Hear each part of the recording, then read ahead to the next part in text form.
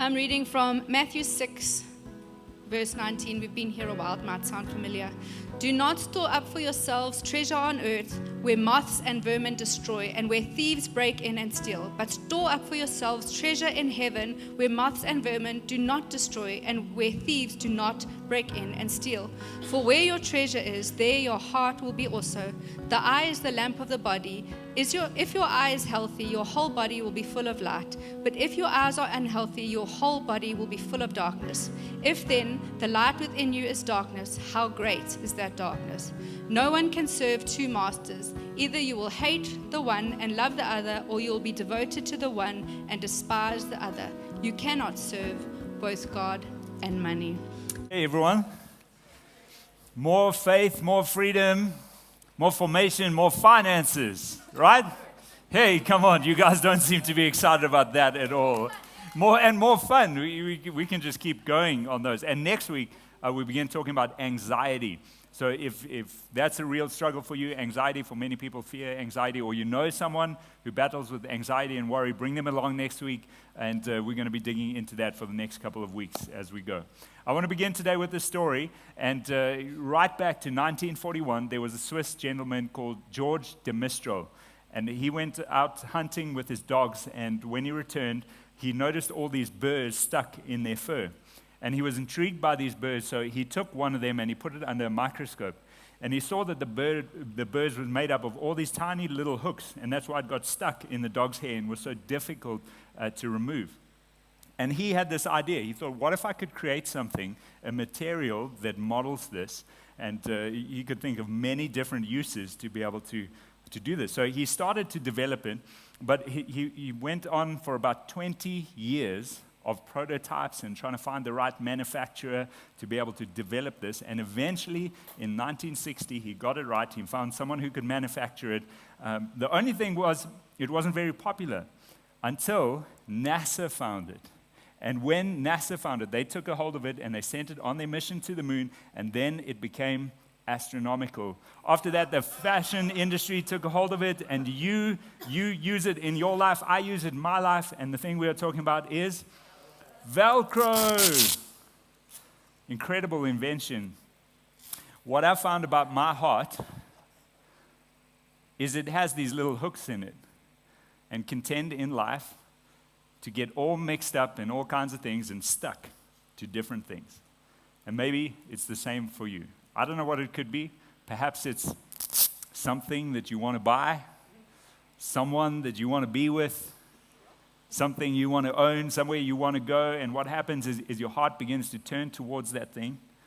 And you know what it's like when you're dreaming of buying something, right? What's the last big thing that you bought that you just could not wait to spend all your hard-earned money on it, and you were excited about it. In fact, you didn't want to wait until the end of the week. You wanted to get it today, and then you bought the thing, right? And you took it home and you were excited and you unboxed it, and it was just amazing. And then after a while, you found like, actually, this is not all what it promised to be. It's overpromise, underdeliver. Anyone ever had buyer's remorse about anything? I mean, I've done this in my life before with a vehicle. I thought, man, I turned my heart towards this vehicle, and I thought, if I have that vehicle, I will have it made. And my heart, I wasn't listening to wisdom. People were like, I'm not sure this is a good idea. My heart was going towards the vehicle, right? So eventually I bought the vehicle, and I brought it home, and it was incredible until I found that it wasn't. And it was actually accident damage, and I ended up with a whole lot of issues, which was incredibly painful to solve. Is your heart also like Velcro? My heart's like Velcro. I have here on stage with me 2 buckets, and the one on this side is full of rocks. And the one on this side, on your right, is full of sand. And the passage that Jesus spoke in, that Amy read out of Matthew 6, really it depicts these 2 options in life. The one is that you can turn your heart towards the things that are built on a firm foundation, treasures in heaven, serving God, and it's stable. Or you can choose to turn your heart towards something which is unstable. It's like building your life upon sand. And when the storms of life come, water gets in there, everything begins to fall apart. This is the big distinction that Jesus makes. Is it's only one option or the other. You can either serve money or the things in which you trust, Another word for that is mammon. Or you can choose to serve God. You can choose to spend your life building up treasures on earth, or you can spend your life building up treasures in heaven. There's no middle ground. As much as we would like to hold these two things in tension, eventually, when it comes to the crunch point, we're going to have to make a decision. You're going to have to make a decision. Is where does your trust lie? Does it lie in the things of eternity and God, a firm foundation, or does it lie in something which overpromises and underdelivers? And these things can get our hearts all caught up in them. So if you imagine that this beautiful green and pink ball represents your heart, and I don't mean your literal heart, I mean your mind, your will and emotions, the direction of your thoughts, where you send your resources, how you make decisions, your mindset, your worldview. If this represents it, where's your heart today? What's it angling towards? Where's it caught up? Could it be perhaps stuck to something which looks good in the moment, but you know the logic and the rationale behind it, but emotions are driving the decisions in your life, and you've ended up getting your heart tangled up in something which maybe, when the storms of life come, may be gone in an instant. And Jesus says it this way, is moth and vermin can destroy. In other words, in an instant, everything can change. So you may put your trust in finances, your security, your value in that, but in an instant, it may change. And then what are you left with? A whole lot of fear and anxiety and what-if questions. The problem with this is incredibly unstable because it's out of your control and it's out of my control. As much as we like to think we can control what's going on with the stuff that we have, in an instant, it can be gone. And when we move on from this life into the next, like all that stuff we have, what do we do with it? In the wisdom of Jesus, there could be a better way to do things. Tim Keller talks about living this way with the direction that our hearts are pointed to. If it's something that's other than God, the word for that is idolatry. I'll read you a quote.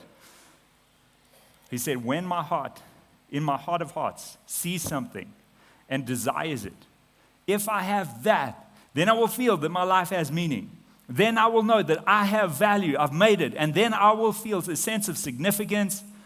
I'll feel secure. I'll feel like I'm caught up with the Joneses, I'm ahead of them.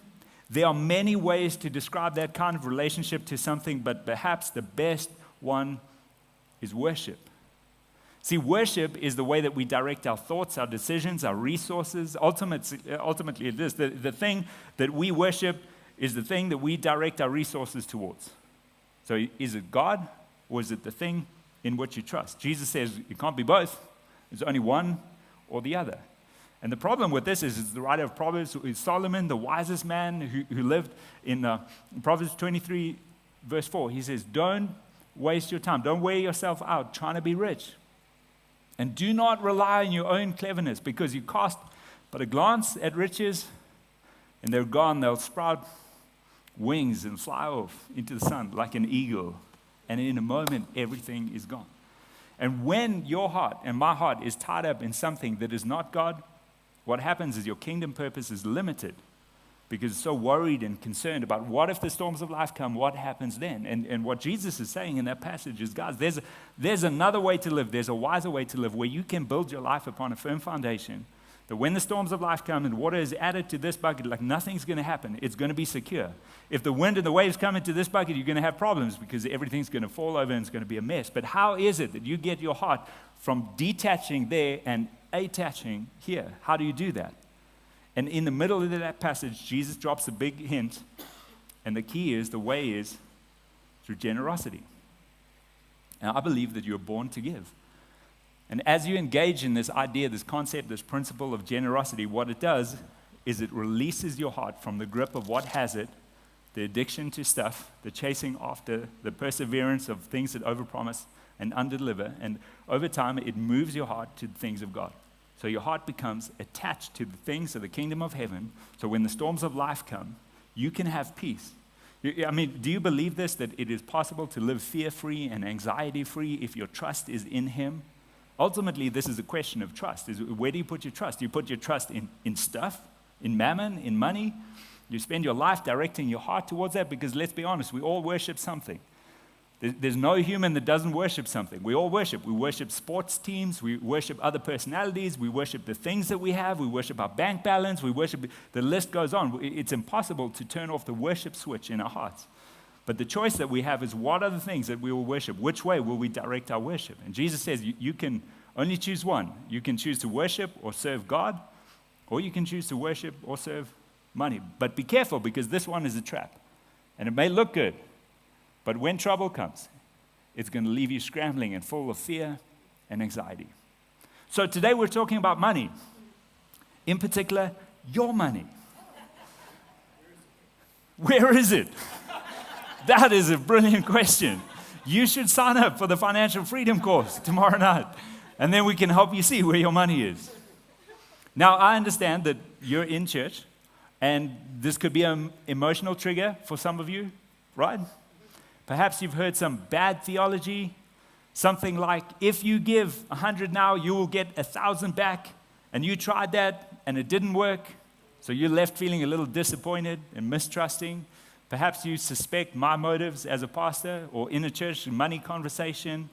Perhaps you've had a bad experience where someone has said something to you like, you have to give or else you will be under a curse, or something bad is going to happen, like manipulation and control. So it's made the walls of your heart go up. So I just want to ask you one question. What are you feeling right now? And lean into that for a bit.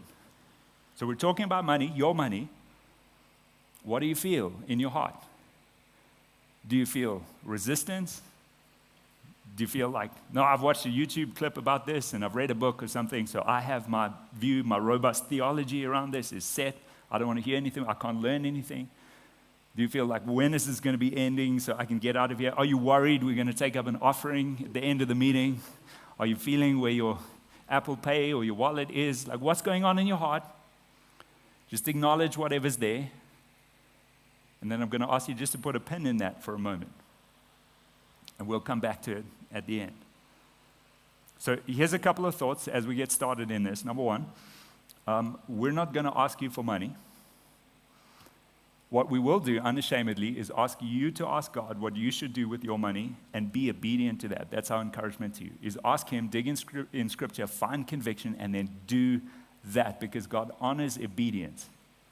The second thing is that there's a clear connection between your finances and your spiritual formation. So for those in the room who are watching, listening online, if you've decided to follow Jesus, one of the most difficult areas in our lives is our finances in terms of surrendering to Him, right? Jesus, you can have everything except this wallet of mine. I still want to have a say in where this goes. This is kind of, as some say, the last part of us that gets saved, right? Our wallets. Like, you can have every area of my life, but don't talk to me about my money. And Jesus, He talks a lot about money and finances and possessions. In fact, some say 25% of His teachings were about money and finances, which means that if we were to do that, every fourth Sunday would be the money talk. How do you guys like that? Oh, it's Money Sunday. We're talking money again. That's what Jesus did. Why did He do that? Well, Jesus was never about fundraising. He was always about the heart. So His heart is that your heart is not trapped by something which overpromises and underdelivers. His heart is that your heart is built upon a firm foundation that can sustain the storms of life, that you don't need to feel anxious, that you don't need to be fearful, that you can find peace in the storm, and that you can be generous so that people can be impacted by the message of the gospel and find the abundant life that you have if you follow Jesus. So this is never about how much God needs your money. He doesn't need your money. He doesn't want your money. The church doesn't need your money. The church doesn't want your money. What we want, what Jesus wants, is your heart to be free. Liberated heart, free from the addiction to stuff and the trap that so many of us get caught up in. So we're not going to ask for money, but we will ask that you find conviction and be obedient to God. And really, this is about changing a mindset from having a poverty mindset, which says that I can't have anything, to a prosperity mindset, which says, if you give, then you will get. And there's kind of manipulation and control built into that. But rather a kingdom mindset. A kingdom mindset is that it all belongs to God. He gives it to us as stewards. And He calls us to be generous. so that thanksgiving will go to God and the gospel will be impacted and hearts will be free. And these things with your formation journey and following Jesus is so connected. You cannot separate being a disciple or a follower of Jesus with the way that you manage or steward your finances. And Scripture gives a lot of attention to that. And what we said over the weeks gone by is that pure-hearted generosity, it paves the way to eternal significance. In fact, so much so, Jesus is so serious about this that he links generosity with a change of heart. In other words, when you begin to be generous, when you engage in this, actually something changes in the architecture of your heart that helps you move from an attachment to stuff to build your life upon a foundation which is secure. And it's all about trust in him. And in Luke chapter 11, Jesus is having a conversation with some Pharisees. In fact, it comes just after the same passage that Amy read about generosity. Jesus had just given this talk, and Luke has captured that, and then he gets invited around to somebody's house to have lunch. And it's a Pharisee's house, and normally what the religious people would do is before they would have a meal, they wouldn't just like wash their hands, they would go through a whole ritual of purification to make sure that they were clean before they ate together. And Jesus didn't do that. And the Pharisee who was hosting had something to say about this. He was grumbling. Well, how come this guy, Jesus, didn't, purify and go through the ceremonial cleansing? So let's pick up in verse 38. The Pharisee was surprised when he noticed that Jesus did not first wash before the meal. And then the Lord said to him, "Now then, you Pharisees, you clean the outside of the cup and of the dish, but inside you are full of greed and wickedness. You foolish people, did not the one who made the outside also make the inside?" And then he says, "Be generous to the poor, and everything will be clean to you." In other words, when you become a generous person, it changes something in your heart. It brings about a purification, a righteousness of your heart. Jesus is saying to these guys, you're doing all the right things, but your attitude is wrong. Like you're doing the principle, you're giving, and that's good, but inside of you, your heart is greedy and full of wickedness. So he's questioning the heart posture of motivation. He says in verse 42, "Woe to you, Pharisees, because you give God a tenth of your mint, of your rue, and all other kinds of garden herbs, but you neglect justice and the love of God. You should have practiced the latter without leaving the former undone." If you're following along, your Bible might have said the word tithe there. So what Jesus is saying is, you Pharisees, you religious leaders, you are so particular about the right percentage and the right principle and how you do this, but you're missing the heart of generosity. In other words, you're giving, but for the wrong reason. Jesus is saying that the principle of giving, the underlying, the foundation issue here is that you are generous so that others who need experience generosity. Generosity is not for you to get. And he takes it to the extreme. What they were doing, he says, you're tithing your mint. You're taking a tenth of your mint and all your garden herbs. I mean, could you imagine going into your herb garden with a pair of clippers and you're like, well, 1 leaf for God and 9 for me. Because a tithe, it means a tenth. So it's something that we see in the pages of the Old Testament. The word tithe in Hebrew, it means a tenth. And what they would do is take some of their first fruits and they would give it to God for gratitude. They would give it to the temple to support the Levites who worked there. They would give it and eat it sometimes together as a festival. So it's this idea of generosity, of gratitude to God, of honor to Him, of sharing together, of celebration, but also making sure that those who are in need are taken care of. And Jesus is having go at the religious people. He's saying, you're doing all the principal things, but your heart is missing the point. Like, why are you doing this? Why are you counting out to the finest detail to make sure you have the percentage right? There's no point in doing that if your heart is off. You're still going to be stuck trusting in stuff. So this idea of the tithe, often in a church context, there's many questions around this. And one of the questions is, does the tithe apply today? Is it still applicable? Because we see it in the Old Testament. Should we give a tenth of what we get? Should we give it to God? How do we give it to God? Do you give it to the church? Or can you give it to a non-profit organization? Can you give it to someone in need? And if you're working out the tenth, should it be on your gross salary or on your net? Maybe some of you have asked that question before because our hearts want to get it right. Where do we draw the line? And what Jesus is saying, it's easy to miss the why underneath of the heart of generosity. So the answer to the question, is the tithe still applicable today? Should you take 10% of what you get of your increase, and should you give it to God through the local church? The answer to that question is, it depends who you ask.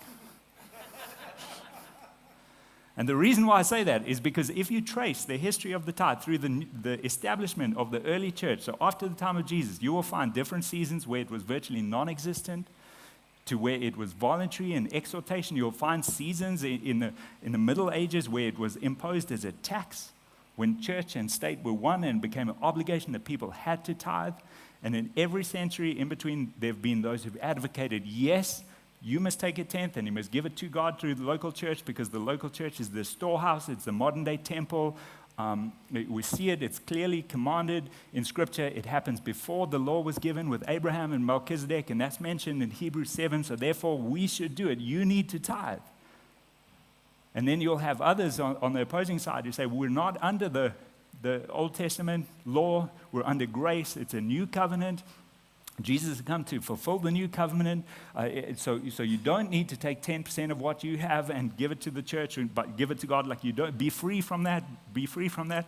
And some of the reasons why people might say this is perhaps to get out, like an excuse. Well, I don't need to give because we're under grace, not under the law.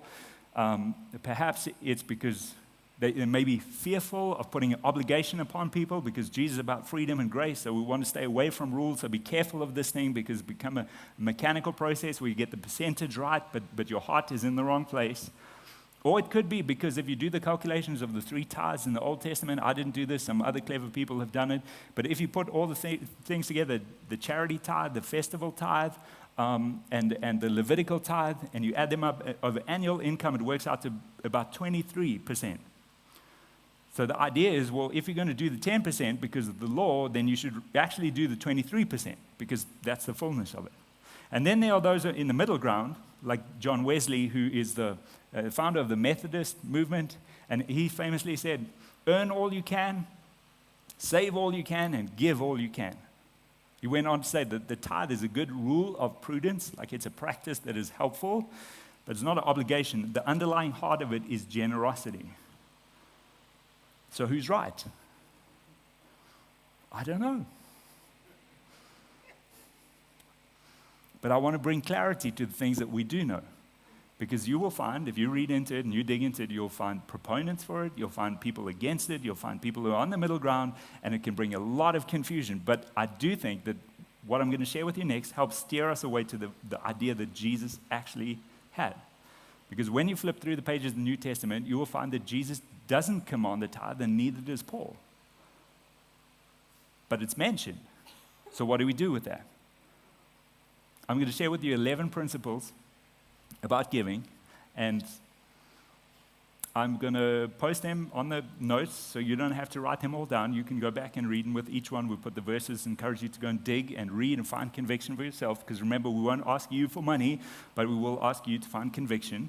Ask God and be obedient to Him, because God will honor obedience. So this is what we can say with certainty, whether you fall on whichever side of the tithing debate you may find yourselves. And I grew up in a house which was very much against it, and then been in churches which is for it. And now, what do? Well, this is what we do know for sure. R.T. Kendall, by the way, he wrote this, the definitive statement on tithing has yet to be written. So while we're waiting to write that, let's dig into what we do know. Number 1, about giving, generosity. So I'm going to use the word giving and generosity instead of the tithe. Okay, generosity is an invitation beyond a tithing obligation, according to Jesus. And this is how I infer this.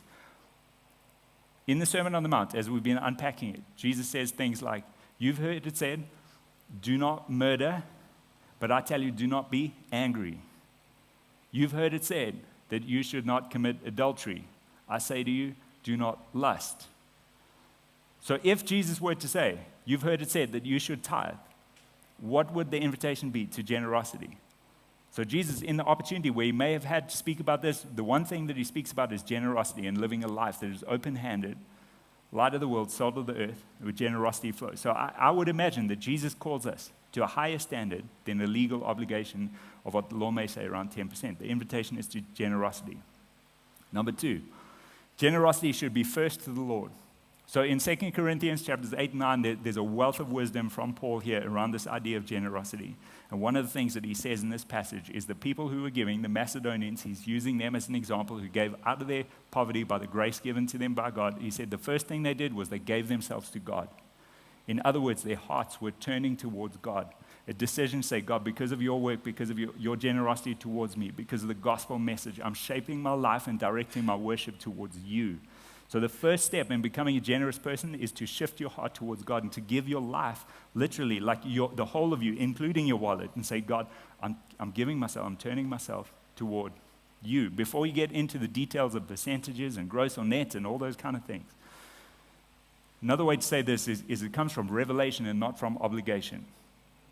You have a revelation of who God is, and your generosity flows out of that rather than because someone has said, you must do this. Number 3, giving should be motivated by love. 1 Corinthians 13:3, it's one of the wedding verses. Often you'll hear this one preach about love. But what Paul is saying here is, what good will it do if you give everything you have to the poor, but your motivation is off, if you don't have love in your heart? It's pointless. So there's a question of motivation here.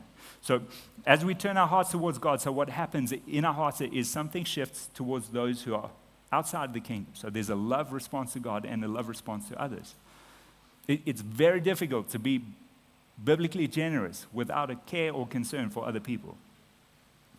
So if you're battling with this, if you feel, well, I just care about me and my family, the starting point is to pray something like this: God, would you give me a heart of compassion for the lost and for those who don't know you? That's the beginning point of generosity, is when you have a deep care and concern, love for God and love for people. Number 4, Paul says in 2 Corinthians 8 and 9, there's this idea of giving to those who are in need. So taking up offerings, making sure those who need, that their needs are met, but also to do it intentionally. In other words, it's not just random acts and I feel like giving a little bit here, a little bit there, but actually there's there's a planning behind giving. Number 5, Paul makes it clear in various passages that giving should be done to support the local church. So in other words, if you are part of a church community, if that's your local church, you're called by Paul, encouraged to give and to sow into that, because it's establishing the work of the Lord in your city. To be part of that, it pulls your heart towards what's happening in the church. And let me say, giving to a local church, it doesn't give you like some kind of membership rights like we do when we pay a gym, right? We pay our membership fees and then we have like a say on how things are done. No, this is a kingdom mindset, is we give into what God is doing. Number 6, giving is for every believer. Paul writes that each of you steward your resources in a way that you can be generous. Responsibility of everyone who comes under the lordship of Jesus, that economic change happens in your life. So because this connection between finances and formation, when you follow Jesus, there should be an economic change in your life. You should become a more generous person, not by effort, but because the grace that God puts in your heart, because of the changing of your heart, something begins to happen. So giving is something for every believer. It's not just for those who have a lot, but for everyone to steward our possessions and the way to give. Number 7, giving should be proactive, it should be voluntary, willing, and it should be done cheerfully. The Greek word behind that cheerful is the word hilarious.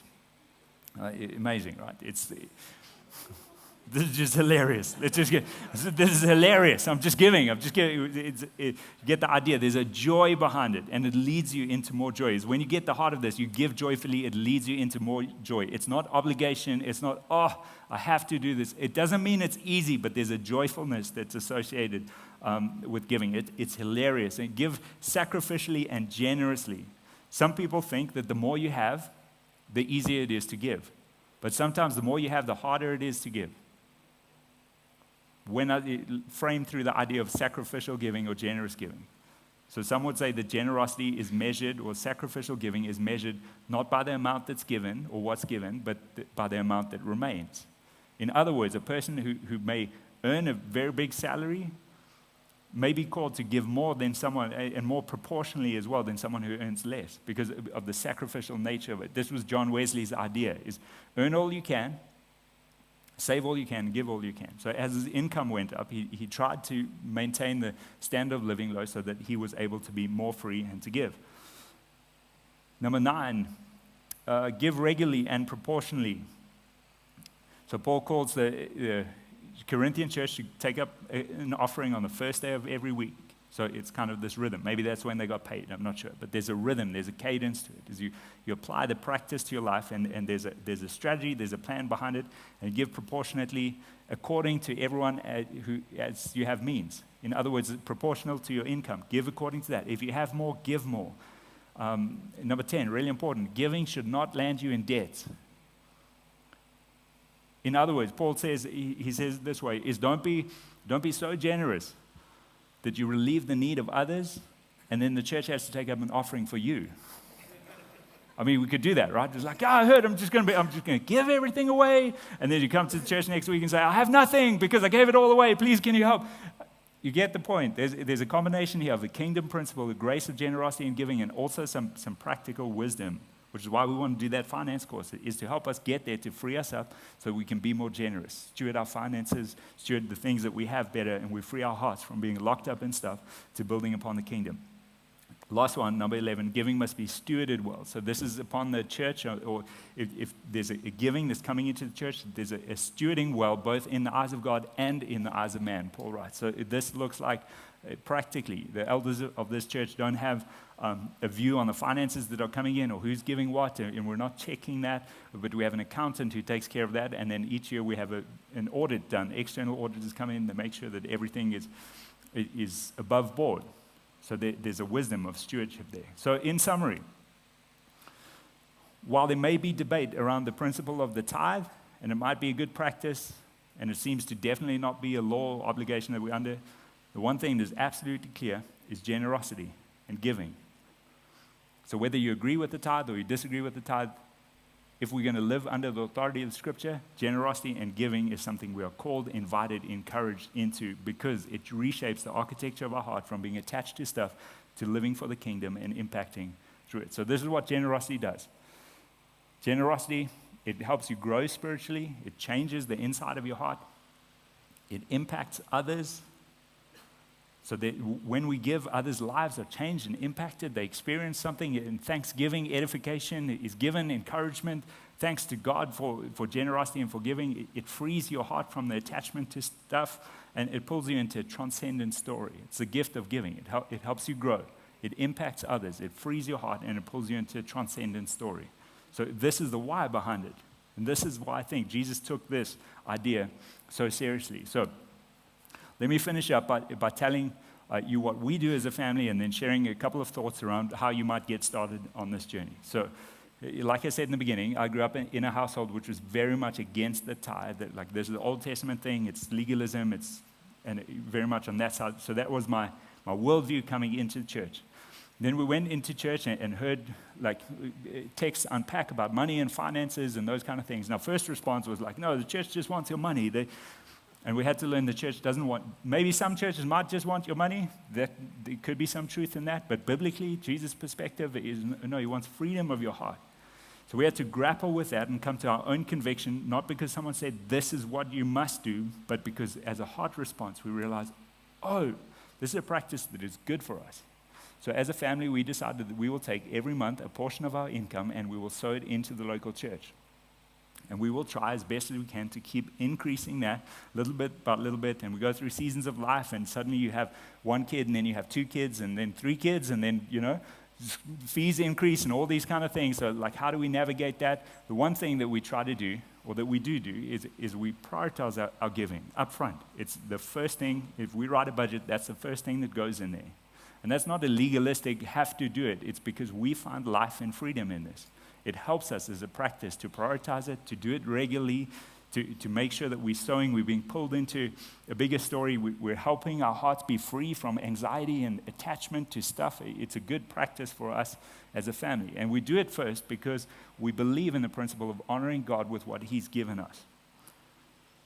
So I'm not sure about if you've ever had people around for dinner and you've cooked a meal, and then as they were arriving, you put the meal that you've cooked in the fridge and took out the leftovers from yesterday and put that on the table for them.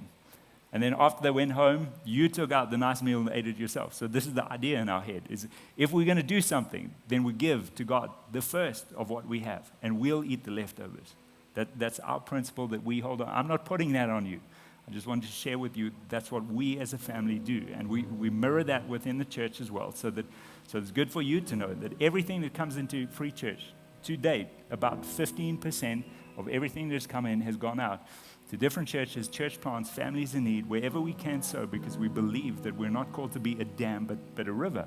So as it comes in, it goes out, and more comes in. And in our personal lives, I mean, we've got so many stories, just moments where you feel like something in your heart, hey, we should do this, and yeah, but we haven't got, but hey, let's stir our faith, let's give, and we've given, and then literally, like the next day or within a week, someone comes along and says something like, hey, God told me that I need to pay your kids' school fees this year. And we're like, what? I mean, it'd be cool if it happened every year, but it's happened twice, and we'll take that.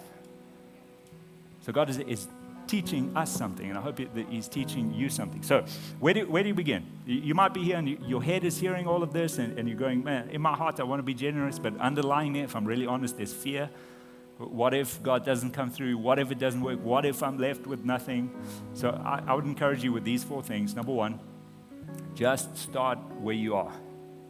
Take off the obligation. If you're giving because someone has told you to give, but your heart's not in it, please stop giving until your heart is correct. Otherwise, you're just like the Pharisees, where Jesus says, you clean the outside, but your heart is wrong. So get your heart in the right place first. And if you feel your heart is in the right place, and that's between you and God, and others can help you get there, then is the moment to say, okay, I'm going to start where I am. So maybe starting for you is getting your heart right, and to do some unlearning of stuff which maybe you've learned over years.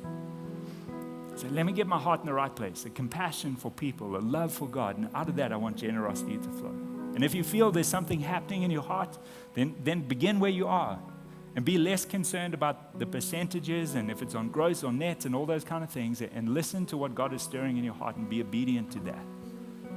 Maybe begin with 1% or 100 Rand or something, and you go. So start where you are. Maybe starting where you are is to join the financial freedom course tomorrow night. I don't know what your finances look like. Maybe they're in a complete mess and you just cannot even begin to imagine how you can be generous with your financial state. So let's help you get to a place where you can steward your resources well, so that you can be more generous, so that you will grow and impact others, your heart will be free, and you're pulled into a transcendent story that is bigger than you. Number 2, create a plan. So become strategic in this.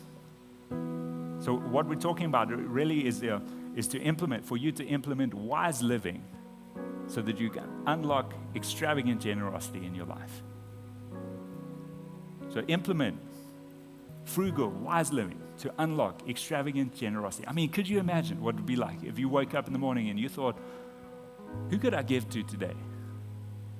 The motivation is generosity and giving rather than just trying to make a living and making life, wondering if we're going to have enough. Could you imagine? I believe it's possible that if we put our trust in Him and take what Jesus says seriously, that He shifts our hearts and we step into that place. So create a plan, become strategic around your giving. Have a plan, have a rhythm, have a routine, have a growth plan. I'm going to start with this amount and I want to get to this amount. Number 3, give secretly. This is incredibly freeing. Give secretly. So here's some thoughts around this. For those of you, if some of you give to this local church and you put your name on the EFT reference, I just want to encourage you to be free of doing that. No one's looking. No one's checking. If you do put your name on the reference, just ask yourself, why am I doing this? Is it for some kind of recognition or feeling like someone's going to check it? God knows if you give. So He doesn't need your reference on your back. Is it fair? Be free of that. Be free. No one's checking. And you could, if you want to give secretly, you could start just by, if you hear of a need that someone has, you could either come to the church and say, I want to meet this person's need. Would you facilitate that? And we've done it before. It's incredible stories. Or you could just go up to them and say, hey, someone told me to give you this. Who was it? Can't say. You can do that. It's giving secretly. They don't know that it's from you. It's empowering. It's freeing. And then give spontaneously. Last one. And what does that mean? It's not randomly. But by spontaneous, I mean led by the Spirit. God puts something on your heart in the moment. So be less tied to a certain percentage and amount. A rhythm practice is helpful, but if you feel God called you to do something in a moment, go for it. And maybe it'll be 1% of your income. Maybe it'll be 10. Maybe it'll be 20. Maybe it'll be your whole salary. Maybe it'll be your house or your car. But if you believe it's God and you go through with that, could you imagine the testimony that you have on the other side of that? Man, I felt God speak to me and I was so nervous about doing that. I had to wrestle through all this fear and anxiety, but you know what? I did it. I shifted my heart, and this is the story of what God did. And that's why people say that people who are generous have testimonies and stories of God's generosity and of His goodness. Would you stand as we close?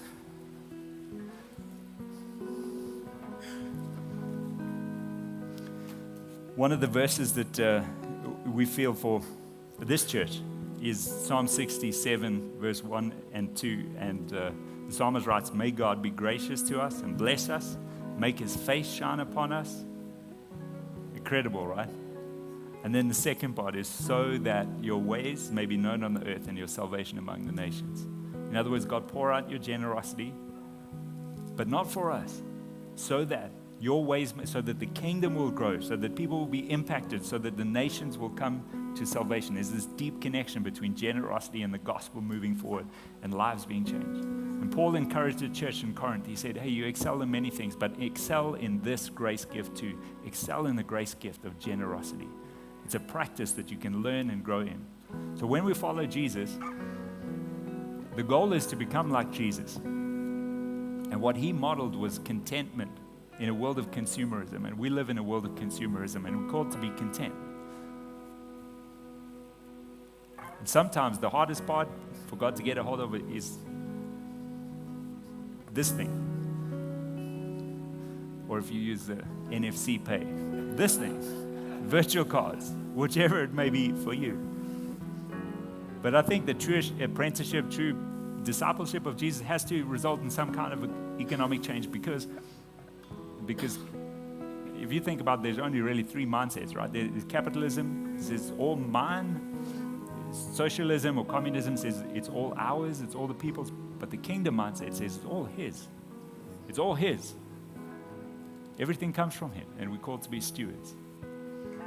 So as we close, I want to encourage you, if God is stirring something in your heart to become a person of generosity, or to grow in generosity, to take a step of faith and trusting Him in this, or to get your finances in order, or whatever it may be, to set your heart free from the grip of stuff, take out your, whatever it is that you used to pay things with, bring and drop them in the box at the front. No, I'm kidding. Just hold them in your hands.